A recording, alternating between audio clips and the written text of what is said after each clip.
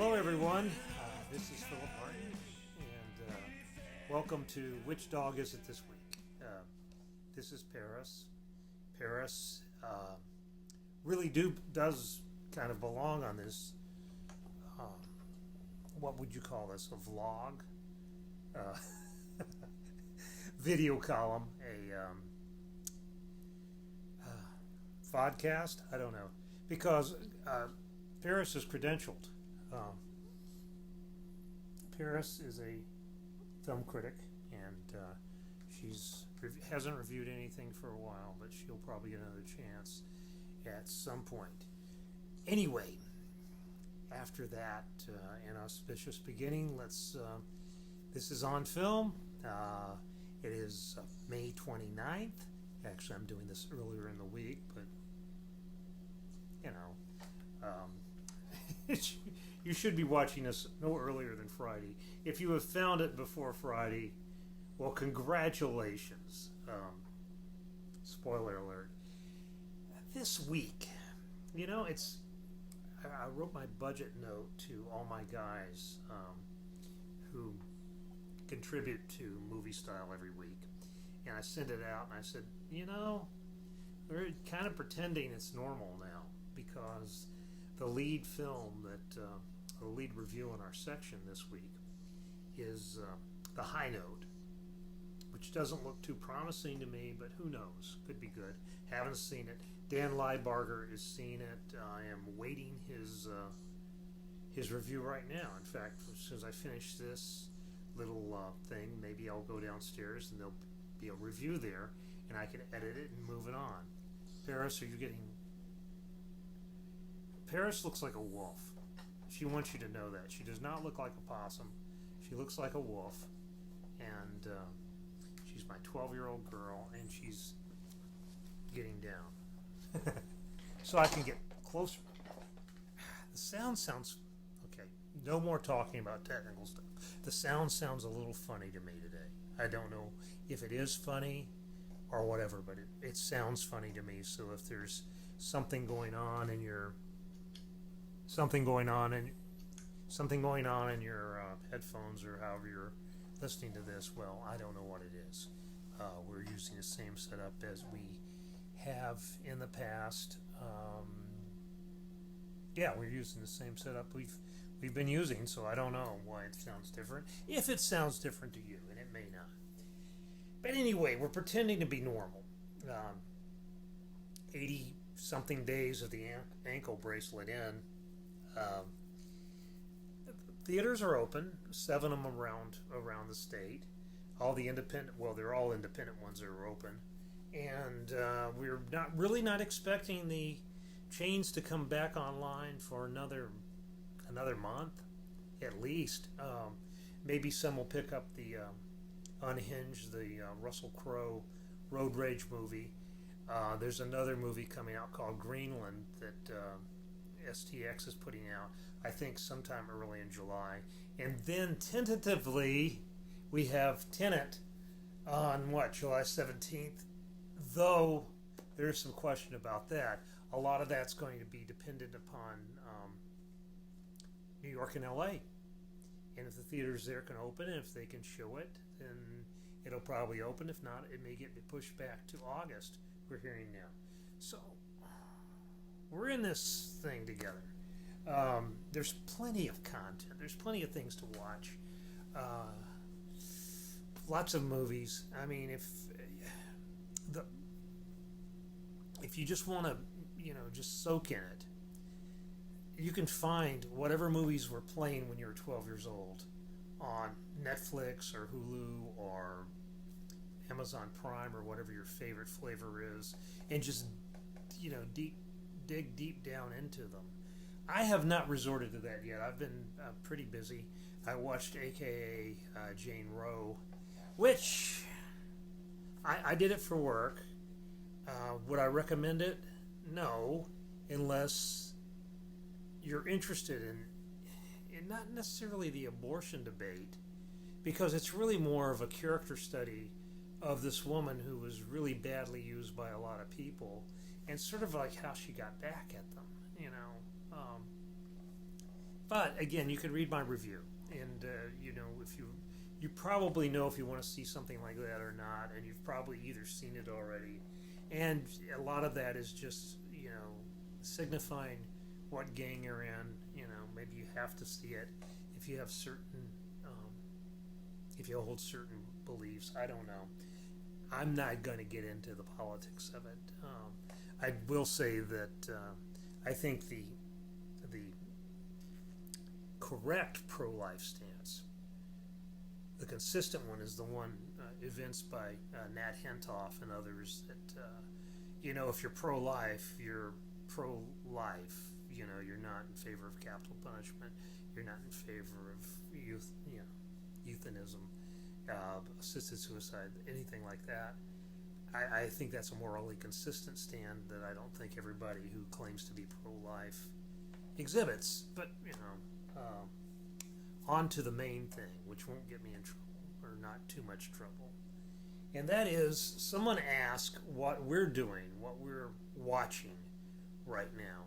And I've cheated a little bit because it's all done from memory, number one, and I'm not the only one who remembers stuff, because Karen will say, hey, remember this? And I go, oh, yeah. Devs, we got to go back to Devs.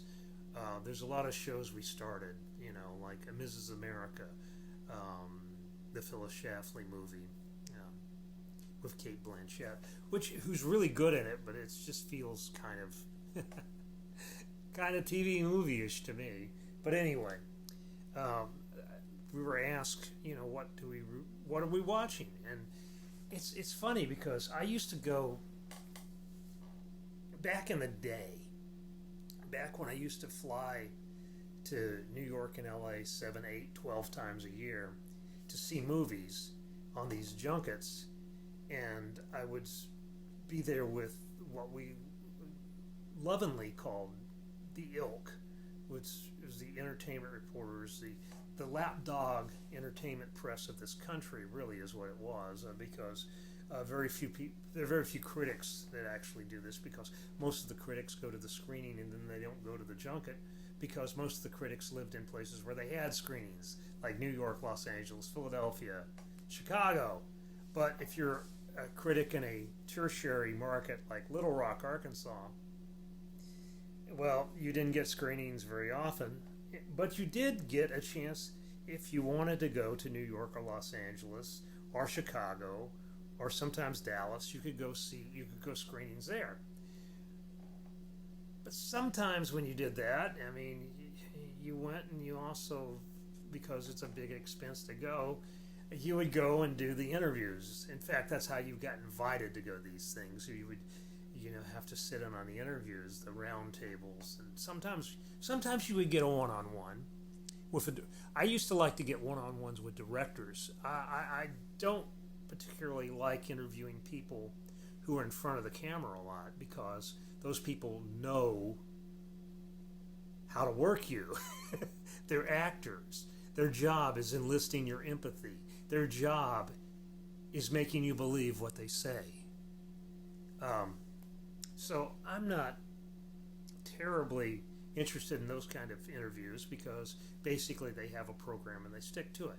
I was more interested in talking to directors, sometimes writers, occasionally producers, but usually when producers show up at these things, it's because they want to be interviewed, and you don't. It's just sort of like, yeah, okay. But anyway, we would go to these things a lot, and trying not to lose my point here. But we would go and do these interviews a lot. So we stopped having those, and boy, I just totally have lost my thread now. Okay, it's like one of my classes. I lost my thread. But anyway, so people are interested in what we're watching now. I know what my thread was. And I would go to these junkets, and I would be with the ilk.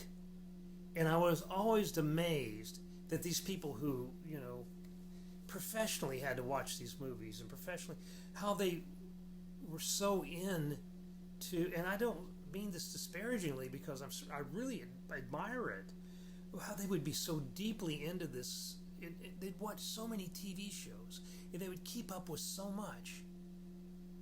Now, granted, some of them couldn't tell you, who the vice president was, and they certainly couldn't tell you who was leading the NL Central, but, they knew this pop culture stuff in a granular way. They could tell you all about these shows that I had never seen and never will see, and I'm just impressed, or just kind of in awe of this sort of ability that human beings have to drill down into this stuff and actually follow it. Because it's sort of like, I don't watch Homeland. If I don't watch like Showtime's Homeland, it's like I usually have no idea what's going on there. I mean, I have a vague idea. Okay, Carrie's running away from the CIA station chief, and she's with the Russian guy, and I have a vague idea, but I don't know. I don't remember, like in season 4, this happened and that happened, and they have this history and this character show. I just don't think that way. I mean, I don't get as engrossed in it as maybe I should. But anyway, I can't keep up with a whole lot of shows. I just can't. It's just, and we limit our viewing. We don't watch TV that much. My television, you know what I just figured out? I think this hum that I'm hearing, I think this is the guys outside, the lawn people, doing stuff. So I'm not going to worry about it anymore. If you hear if you don't hear it, yes, I'm crazy and there's a ghost here or something. But if you hear it, that's what it is. It's not my equipment. Thank you. It's not optimal, but we can live with it. But anyway, so we have certain rules. We don't really watch TV except between 7 and 9:30 p.m. at nights when we're home. This does not apply to sports, but we don't have sports right now because I'll watch sports anytime, and watch it on my iPad, stuff like that. And usually it doesn't account. Usually the movies I watch I won't watch them in these time periods now. I used to, and we still will if there's something that looks promising that we both want to see.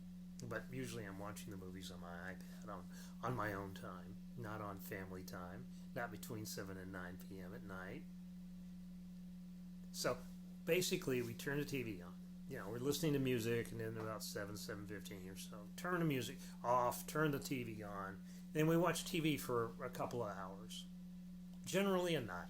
So, that's not a whole lot in the whole scheme of things. And we don't binge. That's the other thing. I think I've said that before. We do not binge TV shows.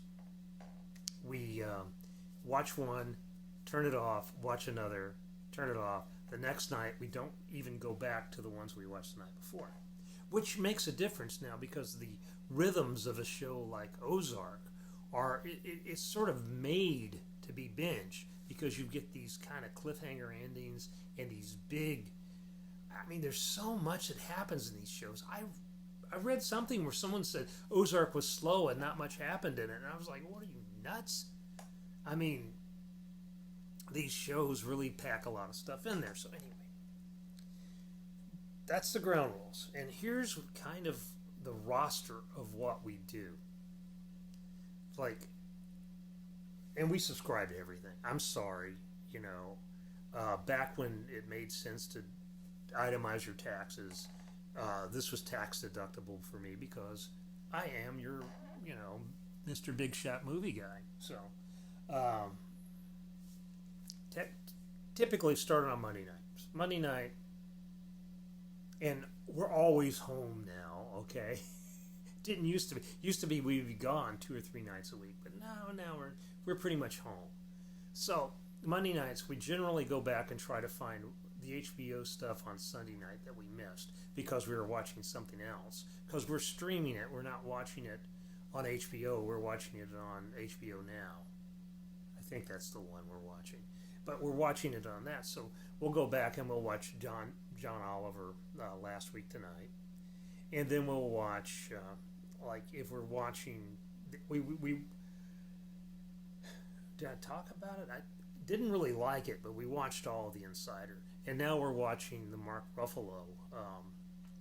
I know this much is true, which is really depressing, and Ruffalo's really good in it, and he's playing two parts. He's playing twins, and one of them is handsome Mark Ruffalo looking twin, and the other one is Mark Ruffalo after gaining 20 pounds twin, and apparently he actually went away and gained 20 pounds and came back and filmed the second part of it, which is way more dedication than I think I would have. I don't know. It depends on what they paid me, I guess. But anyway, so we'll do that on Monday night. We'll go back and we'll pick up the HBO Sunday night ones that we missed. Insecure, Issa Rae's show that we did a thing on. God, it seems like, was it this year? I think it was early this year. We actually did a thing at Philander Smith with Issa Rae's with a producer and me and the mayor, Frank Scott. Frank and I, we chopped it up on stage and all that.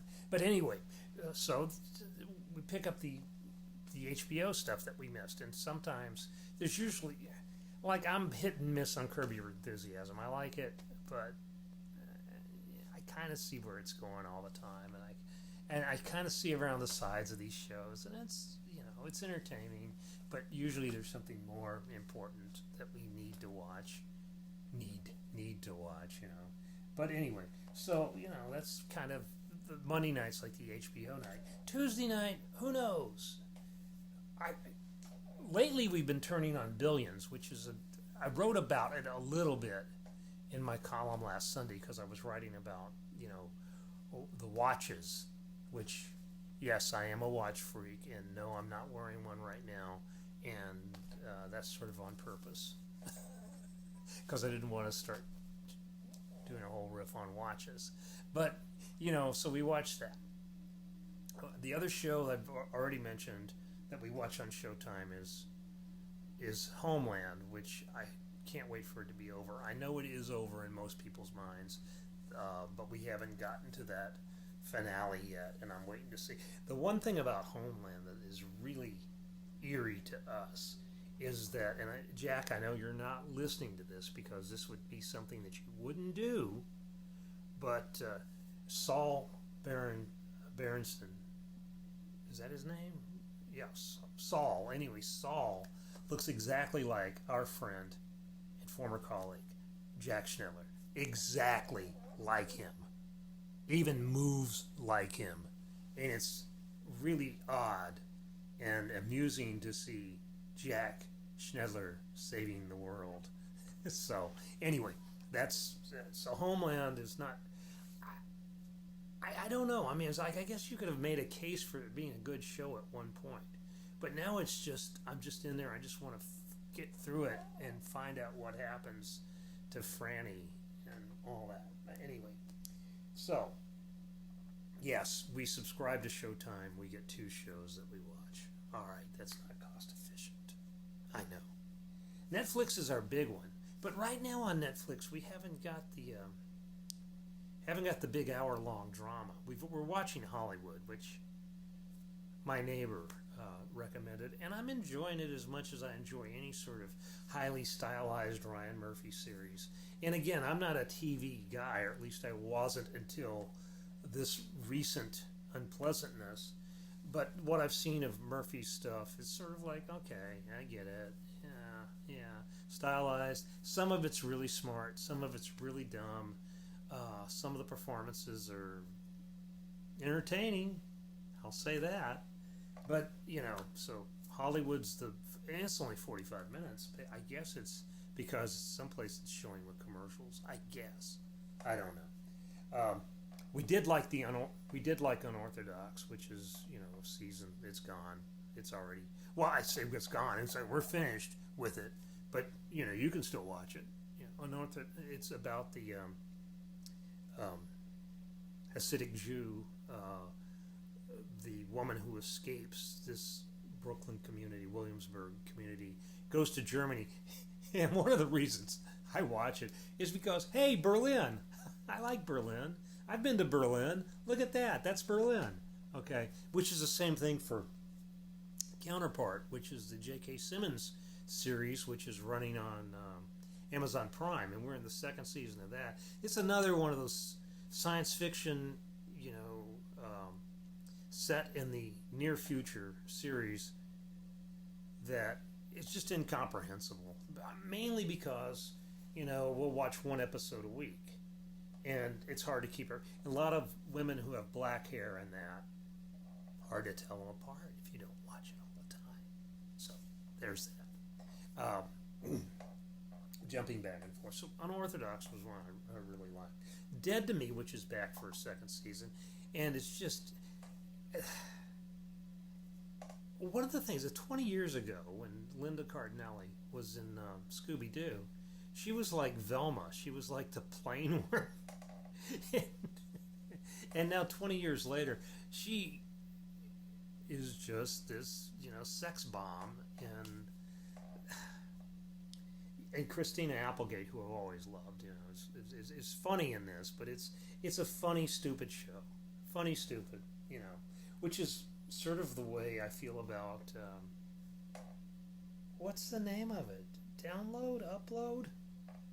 The Amazon Prime show that I just started watching. It's sort of funny dumb. It's not funny. It's not funny good like The Good Place, which is a really smart show. There's nothing dumb about it. It's just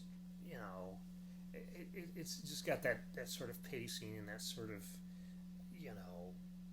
rhythms to it that make it sort of okay. Afterlife. Afterlife may be my favorite show right now. That's a Ricky Gervais show about a depressed newspaper guy. Actually, he's barely a newspaper guy, whose wife died of cancer, and now he has absolutely no reason to go on, except he is going on. And I actually had a weird Twitter exchange with Gervais last year.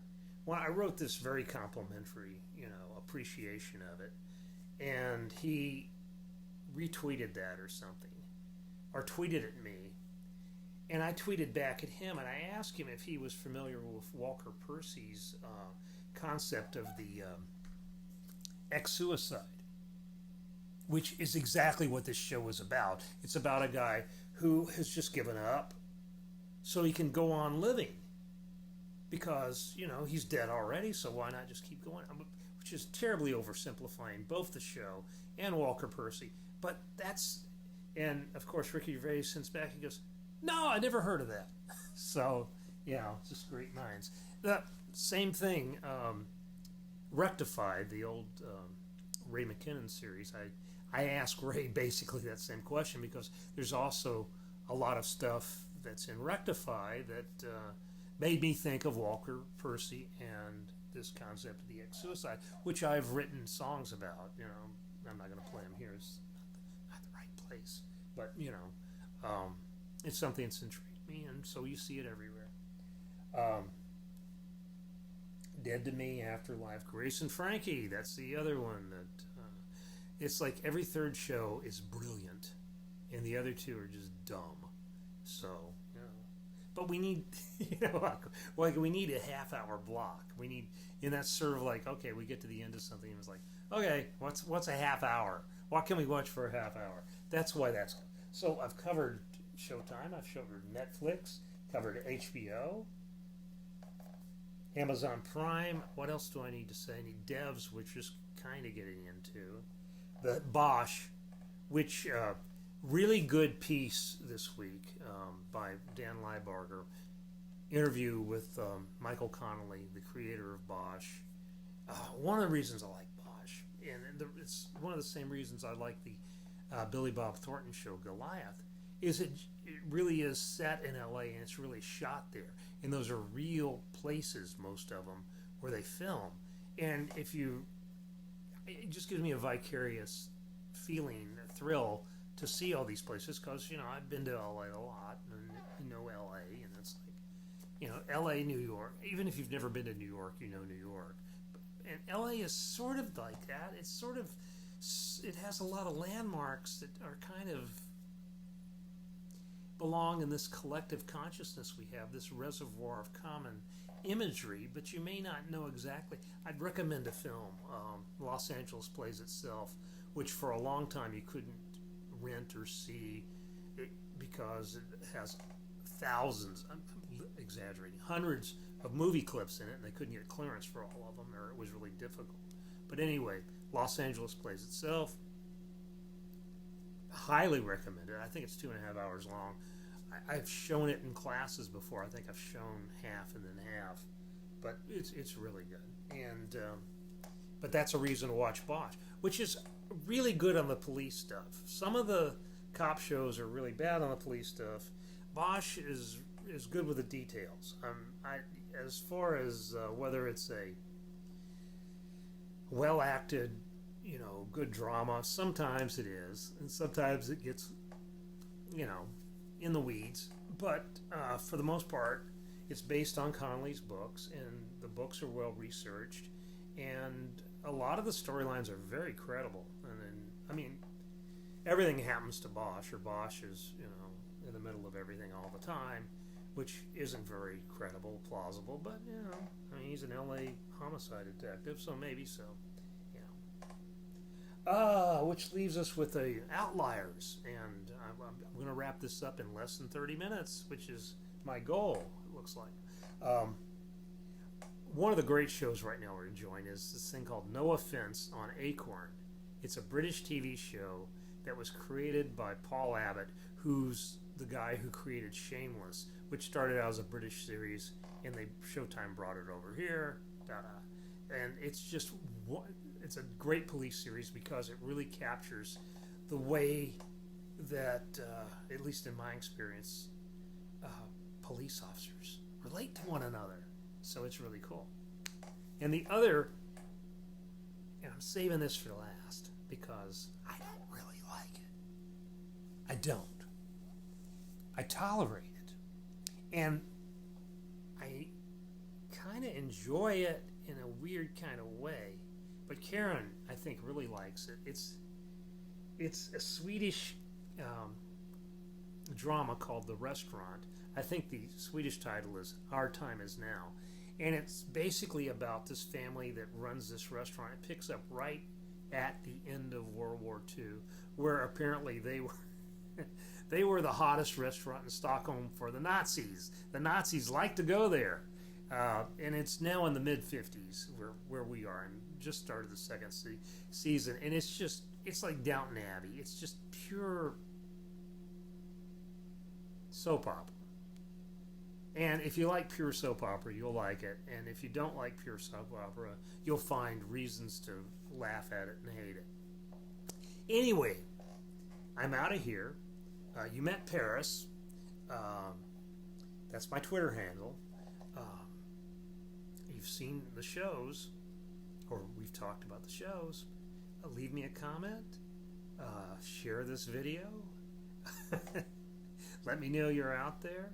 Whatever. We'll see you next week, and stay safe, everyone.